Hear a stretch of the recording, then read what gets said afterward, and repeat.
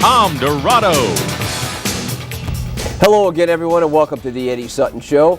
You know, some of the most satisfying and rewarding wins that we've had in your tenure at Oklahoma State on the road have been in Lincoln, Nebraska, but I don't know if we've had any more timely wins on the road than we had this past Wednesday night.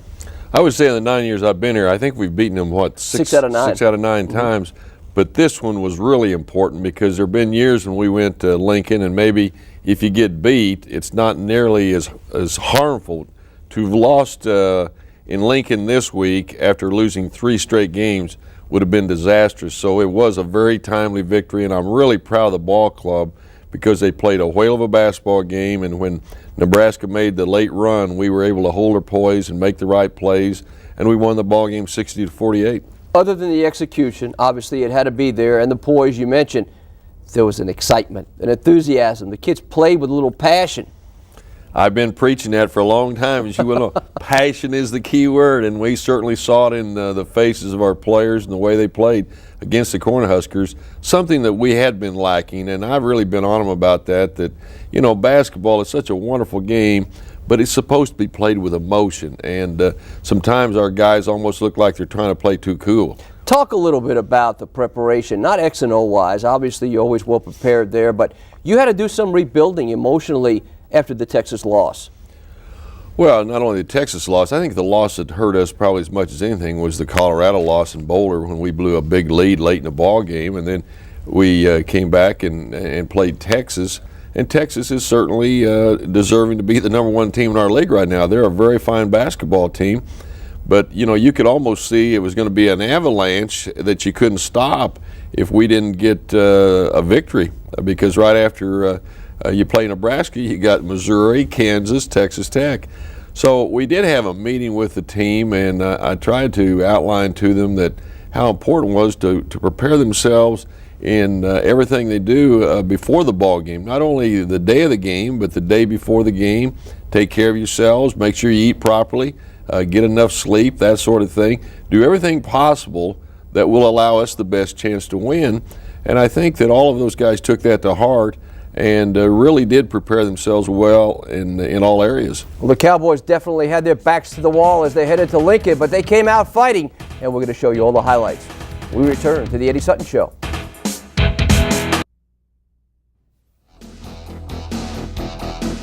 Welcome back to the show. You know, Eddie, after 3 straight losses by an average of 5 points per loss, boy, it was just a must that we won at Lincoln if we wanted to keep our hopes alive for the big dance. Well, that's true, and you know, we did something that we really started to do, and that is go up the day of the game, and I'm not sure that's not the way to do it. Just fly in there, go have a shoot around, go to the hotel, rest a little bit, have your pregame meal, go play it, and come home. And our players like that. So many teams, you know, and that's the way traditionally you have always done in the past, is go in a day early, and we still do that at times. We start off well in this ball game. Hit the first 3-point shot we took. Atkins, we ran a play off our secondary break. He hit it. Well, that guy right there is tough. Hamilton joined an elite group, Tom. There's only 3 other guys in the history of the Big 8 and the Big 12 have done this: Tisdale, Byron, Houston, and Manning, of being able to score 1,000 points, 1,000 rebounds, and 200 blocked shots. We did a great job on him. He got 21 points, but it took a lot of shots to get that many. And I thought Alex Weber probably played one of the best games that he's played. Look at Fred on the block of Markowski. Great block by Frederick.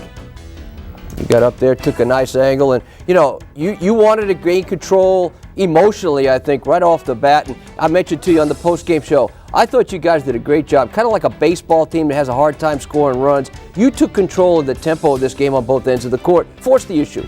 Tempo was important to make them play defense, and you know, we took very few early shots except in transition. And then the other thing was we changed our defenses. You know, we're pretty much a man-to-man ball club, but in this game we probably played about as much zone as we did man. You know, you talked about Hamilton, and he is a good one. As you said, 20 points, 15 boards. But the guy turned the ball over 11 times, and that's a credit to the hounding he got in the middle. We had 11 steals in this ball game, and that's a lot of steals for any ball club. They were joking, our team was in the dressing room and said, well, Hamilton had a triple-double. Yeah, he did. You don't want to have a triple-double when one of the categories is 11 turnovers. And you know, the Cowboys really were good in the paint when they had to force the issue and force a turnover. And Weber, Look at that you bragged pass. on Weber, huh? That was a great pass by Gottlieb to Montanani, but I thought that defensively, when the ball did get into Hamilton, we had a lot of quick hands. We were very alert. We knocked the ball out of his hands at times.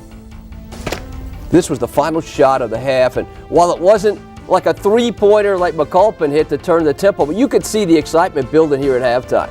Well, it put us up 6 points, and they had tried to go for that last shot, and we had forced a turnover. He lit it up, didn't he? He was hot from three-point range, he being Adrian Peterson, 5 of 9 from Trey Land. We ran a play here for him, and boy, he stuck it. You can still see that motion. These guys, they realized the importance of this ball game. They knew that by not winning this game, we were really behind the 8 ball. Great tip there by Alex and Desmond. I'm not sure who got credit for it, but they were both up there on the missed shot. Good screen, running what we call a Cowboy screen down. Joe got a back cut. His man overplayed him. He got a nice pass, got a layup. Active hands, you were talking that before, and there's a bucket coming up off the turnover. Great hustle play here by Desmond, what we call back tap it. He went up, he couldn't control the rebound, but he back tapped it back out to Joe, and then Joe made a great pass.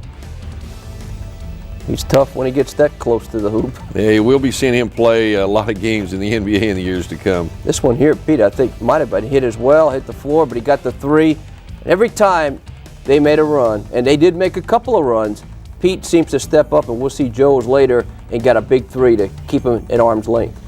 Well, he's your go-to guy. Pete's had such a great career, and he's able to hit some big shots. And this is a big shot by Joe Atkins because Hamilton was closing on him, and he had to elevate that shot a little bit. Look at Desmond's running back down the floor. Our guys are excited. They know that it's just a little bit, a couple of misses here. They're going to have to go to the free throw line to seal it up, and you're going to see Pete, one of 3 trips to the free throw line, get it done. Well, that was one area that last night that we went better right there. You see the Cowboys win it by 12. What a shot. Let's go to Joe. Let's go to Joe. Hold it, everybody listen. You guys played like a team. You played like a team. You helped each other. You picked each other up. We needed it. That's what we needed. The Sod just started 4:30 upstairs. Put your hands in. Baby. 1, 2, 3, together. Baby. Big win. But when we had the clock running down and I couldn't get to the basket, and I had to shoot it so high because Hamilton got in the way. Luckily I got it over and it just fell. One of the things I started to say was the fact that we hit free throws there late, but we missed some, and that's one area that really is troublesome because we were leading the league in free throw shooting, and now the last 3 games we haven't shot the ball nearly as well. So we're going to go back and do a lot of practice shooting from the free pitch line this week. It's amazing how it always happens, though. You can keep a team at arm's length like we saw. That was 4 instances. Now, they got close. They got within 4 before Joe hit that 3. It went down, but every time they made a run, we seemed to have an answer point-wise, either from the free throw line or from the field. Well, in basketball, because it's a game of momentum, when you have a streak going in your favor and you have that momentum, you want to extend it as long as you can. But when it's going against you, when all of a sudden, and when that crowd, when you're on the road and that crowd gets behind that team and you know they've got momentum, you got to have an answer, like you said. And we were able to hit some big shots when they made those runs, and it was just like putting a dagger in your heart when that happens. Because if you don't hit the shot, then the momentum just continues to build. And I think Nebraska is a team that really depends a lot on emotion. They like to dunk the ball, crowd gets into the game, and that's another area we did a super job in what we call transition defense. You know, we don't do this very often, but when you play a ball club that really puts a great deal of emphasis on running, when we would shoot the basketball, we would only rebound with 2 people and drop 3 people back, and I think they only got 2 transition baskets on us. I know people think coaches, you've been in the business so long, you're cold, you get used to these things, but I wish they'd been in the locker room like we were last night. You guys were as happy for those kids as they were for themselves. Well, I was happy for them because I feel like this ball club stubbed their toe a couple times when we shouldn't have, and I want this team to get in the NCAA tournament badly for Pete more than anyone else. You know, he's the only senior we have, so we know the rest of those guys are all going to be back next year. But this team, I think if we can qualify for the big dance, I think we'll do well. Well, if you ever wanted to take a road trip with the Cowboys, you want to stick around and watch this week's Off the Court feature. It's all coming up next.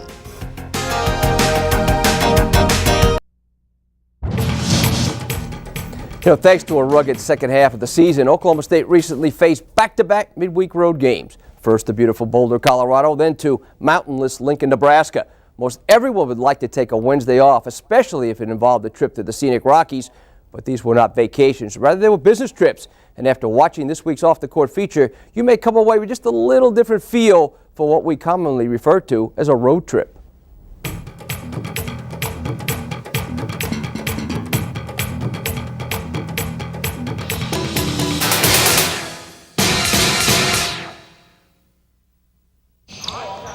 After morning classes and an early afternoon workout, it was on to the Stillwater Airport to board private planes. Individuals who provide these planes are very important members of the Oklahoma State basketball family. They are truly the difference between being gone for just over 24 hours and missing almost 3 full days of classes. We arrived safely after a 2-hour flight and unpack equipment, load into vans, and head to the hotel. Clerks are ready with keys, so check-in is no problem. The team is back in the vans a short time later. A brief workout at the arena gives everyone a feel for the court, the rims, and the overall environment. Obviously, things will be much different the next night. A team dinner follows and then some rest before the scouting report. A splice tape of the opponent is shown the night before. Then it's lights out. Players meet for a team breakfast as the game day routine begins in earnest.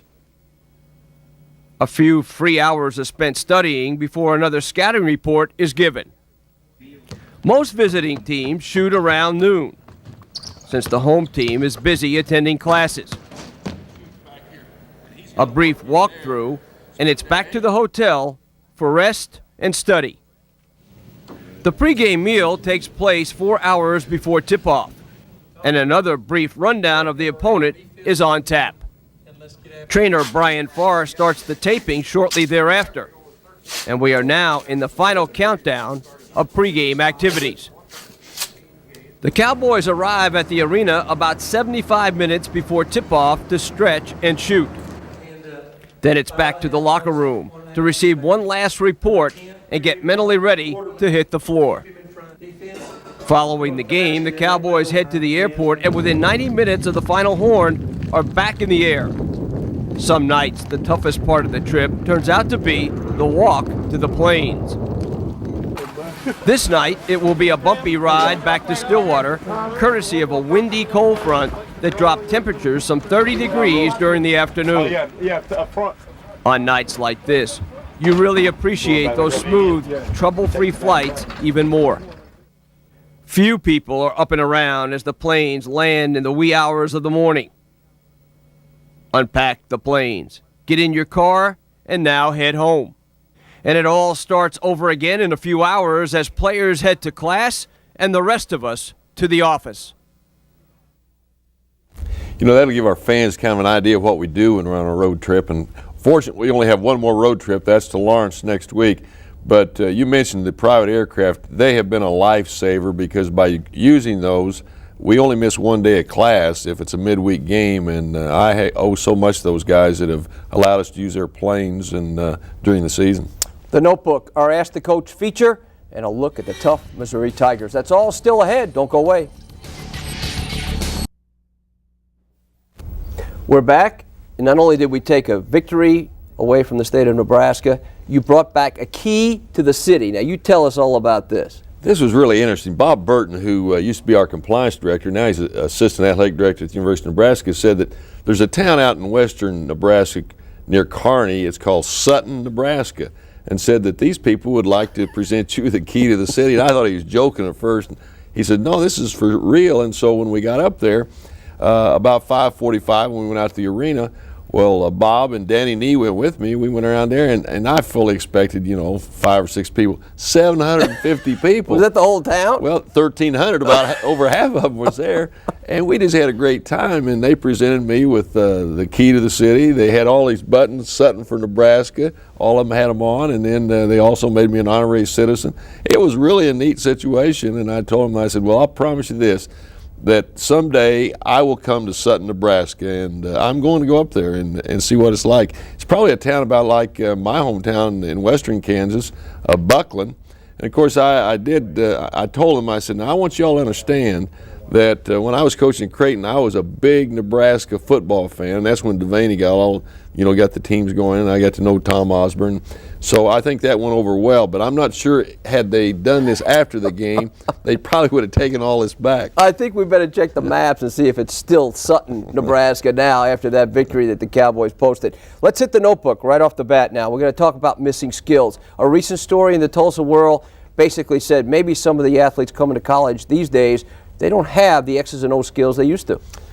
I would agree with that. I think we have much better athletes, but I think sometimes they're not as skilled in their passing, shooting for sure, and there's a reason for that. When you watch television, the highlights are always three-point shooting and dunks.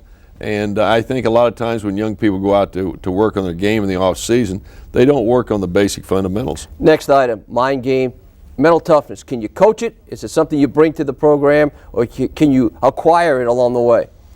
Well, I think a lot of times when you get to the college level, a lot of young men and women will bring it to the program, but you can develop it, and that's something that I think most coaches are constantly trying to impress upon their ball club, that they have to become mentally tougher, and this is really true when you go on the road at the college level. On the talent search level, everybody wants a big man. A lot of schools want a big man. There's just not that many around for everybody to get. That always amazes me when people call on a radio show or they write letters, why don't you have a big guy?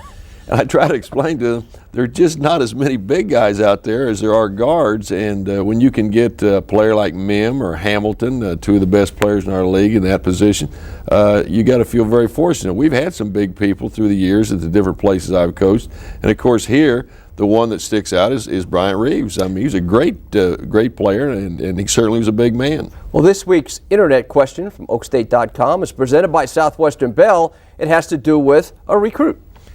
Andre Williams could fit into our program right now. There's no doubt if we had him, he would be getting some quality minutes, and he's having a great year up at Maine Central, and we're looking forward to having him here with us next year.